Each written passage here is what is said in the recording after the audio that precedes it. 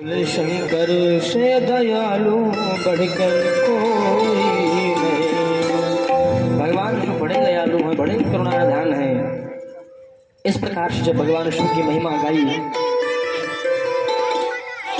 भगवान समस्त जीवों के सार तत्व हैं, सभी के साक्षीभूत हैं। इस प्रकार से जब ज्ञान दिया तो ज्ञान देने के बाद में पुनः सौनकादि ऋषि ने प्रश्न किया, कहा महाराज कृपा करके ये बताइए कि भगवान के किस किस स्वरूप का पूजन किया जाता है। कहा भगवान शिव के दो स्वरूप हैं पृथ्वी पर, एक लिंग के रूप में और दूसरा मूर्ति के रूप में। लिंग और वीर, इन दो प्रकार की मूर्तियों का भगवान शिव का पूजन किया जाता है। भगवान दो ही ऐसे हैं जिनको लिंग के रूप में जिनका पूजन होता है। लिंग अर्थात स्वरूप भगवान का आकार। भगवान शिव जिनको लिंग के रूप में इनका पूजन किया जाता है, और भगवान नारायण इनको भी लिंग के रूप में ही पूजन किया जाता है इनका।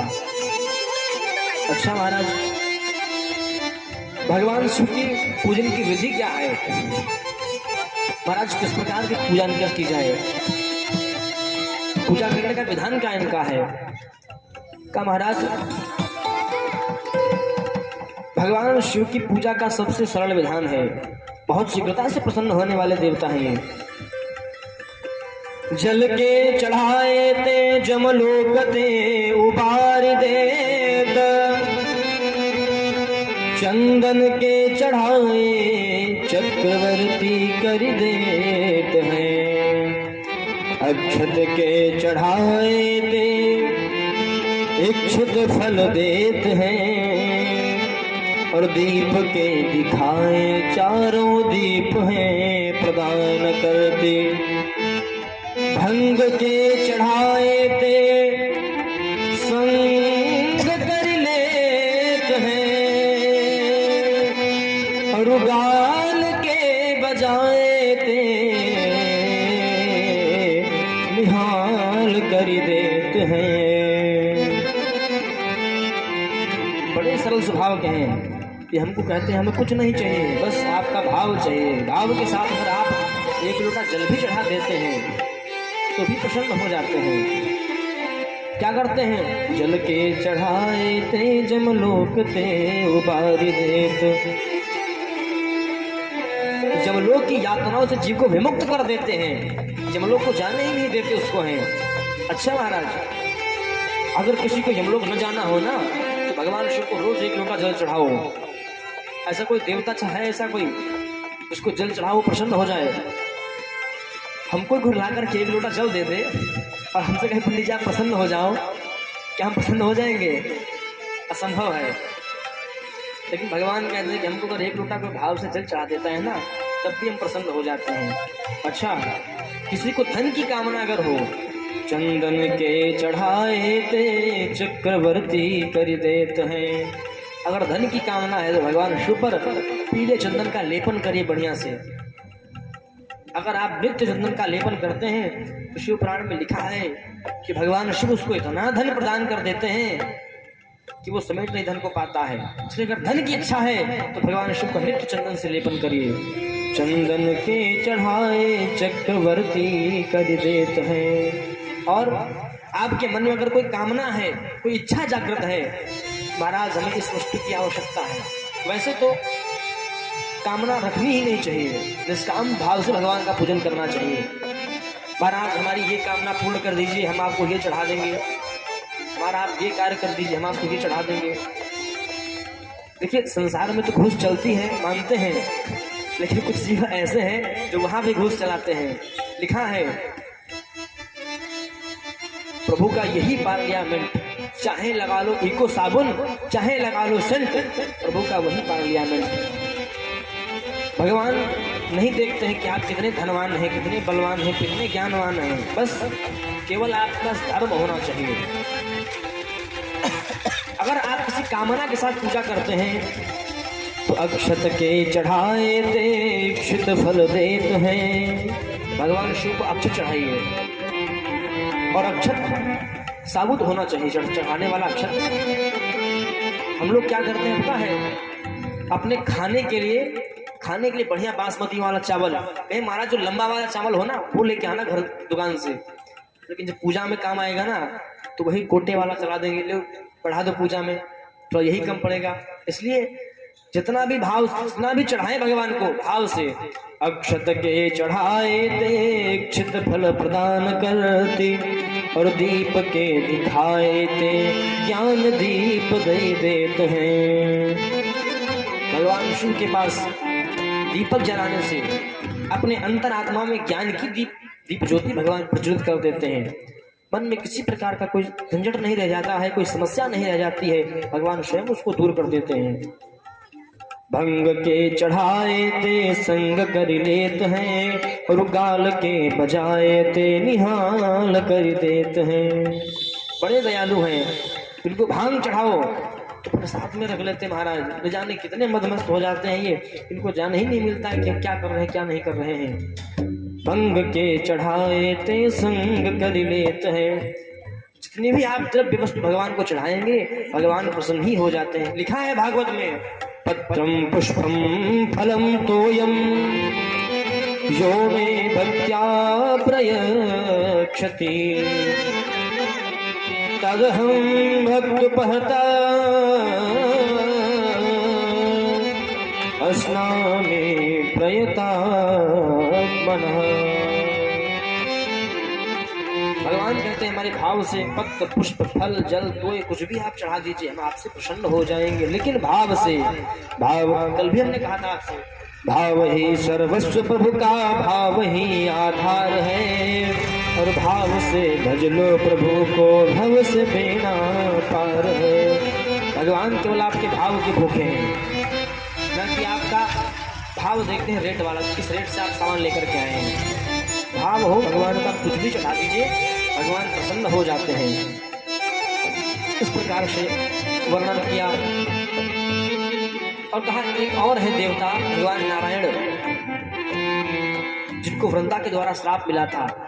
जब भगवान नारायण ने वृंदा का सतीत्व नष्ट किया तो वृंदा ने श्राप दे दिया कि जाओ, जिस पत्थर हृदय से आपने हमारा सतीत्व नष्ट किया है, हमारी पति की हत्या हुई है, उसी प्रकार हम भी आपको श्राप देती हैं कि आप भी पत्थर के बन जाओ। उसी दिन से भगवान शालिग्राम रूप से पूजे जाने लगे। इस प्रकार से जब महिमा बदलाई तो कहा महाराज शालिग्राम के पूजन का विधान क्या है। कहा महाराज इस प्रकार इसका विधान है, वैसे हमारे तो वैष्णव संप्रदाय में कहते हैं, संत कहते हैं कि भगवान शालिग्राम की पूजा जो है बड़ी सरल है। नहलाओ और पी लो, दिखाओ और खा लो। उनको नहला करके पी लीजिए। तो लिखा है भगवान को नहलाने के बाद जो चरणोदक लेता है ना, अकाल मृत्यु हरणम सर्वव्याधि विनाशनम आपदा हरते नित्यम लक्ष्मी तिष्ठति सर्वदा। ये चरणोदक का महत्व है महाराज जी। अगर कोई भगवान शालिग्राम जी का चरणोदक लेता है ना तो अकाल मृत्यु हरणम, उसकी अकाल मृत्यु नहीं होती कभी है। सर्व पाप विनाशनम, उसके समस्त प्रकार के पाप समाप्त हो जाते हैं। विष्णु चरणोदकम पीत्वा पुनर्जन्म न विद्यते, उस जीव को मुक्ति प्राप्त हो जाती है। इतनी चरणोदक की महिमा है। इस प्रकार से भगवान के लिंग स्वरूप के पूजन का विधान बतलाया। तो केवल दो ही ऐसे देवता हैं जिनका प्रत्यक्ष साकार और निराकार दोनों विधान से पूजन होता है। साकार भगवान शिव के स्वरूप में और निराकार लिंग के स्वरूप में। क्योंकि भगवान शंकर में और भगवान नारायण में कोई फर्क नहीं है। हरि हर एक हैं दोनों, हरि हर एक हैं दोनों, न ये कम है न वो कम है। हरि हर एक हैं दोनों, न ये कम है न वो कम है।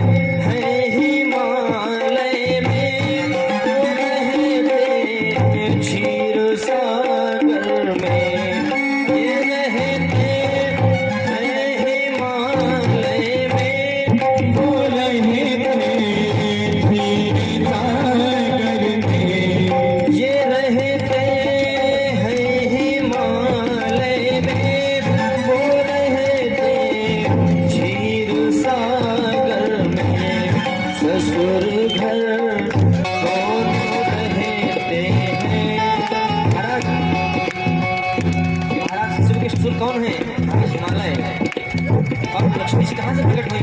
समुद्र से। इसलिए दोनों अपने ससुर घर रहते हैं, हर्षमा ही बन करके। ससुर घर दोनों रहते हैं, नर ये कौन है न वो कौन है। ससुर घर दोनों रहते हैं, न ये कौन है न वो कौन है।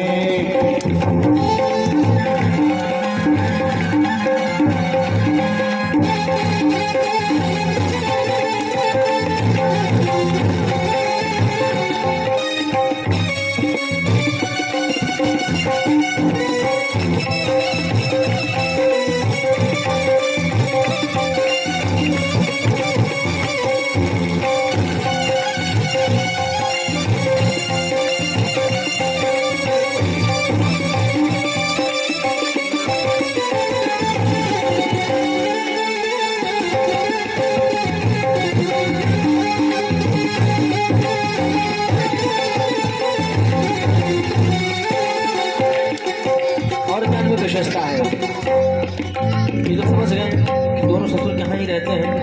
और भी इनमें विशेषता है,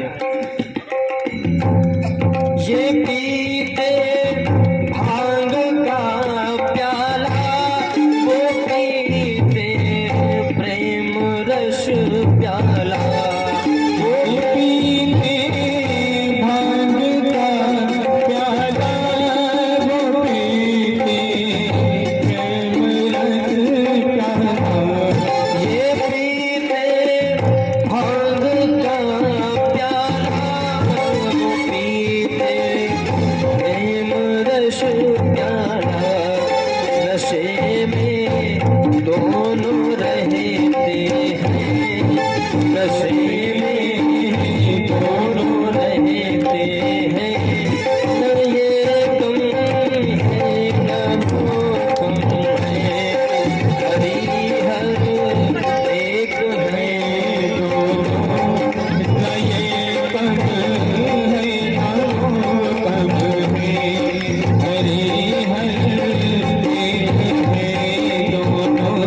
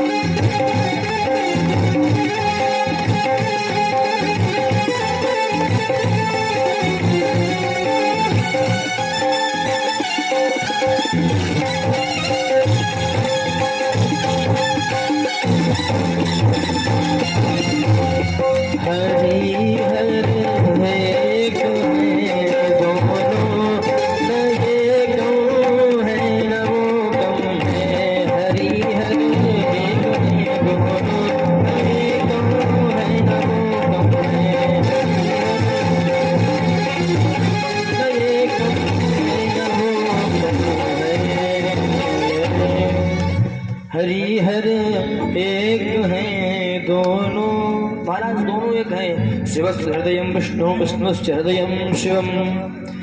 भगवान नारायण के हृदय में भगवान शिव निवास करते हैं और शिव जी के हृदय में भगवान नारायण निवास करते हैं। इस प्रकार से वृत्तांत बताया। आगे पुनः शौनक जी ने प्रश्न किया, कहा कि हे महाभाग, हे सूत महाराज, कृपा करके ये बताइए कि शिवलिंग का प्राकट्य कैसे हुआ, शिवलिंग का प्राकट्य इस धरातल पर कैसे हुआ, कब से शिवलिंग की पूजा आरंभ हुई। उसी समय श्री सूत जी महाराज ने बड़ा दिव्य ज्ञान दिया। कहा कि हे शौनकादृश्यों, एक बार की बात है, भगवान नारायण शेष के शैया पर विराजमान थे, अपनी ध्यान अवस्था में लेटे हुए थे। माता लक्ष्मी उनके चरणों को दबा रही थी। भगवान नारायण मंद मंद मुस्कुरा रहे थे। उसी समय ब्रह्मा जी का आगमन हुआ। जब ब्रह्मा जी का आगमन हुआ तो ब्रह्मा जी ने देखा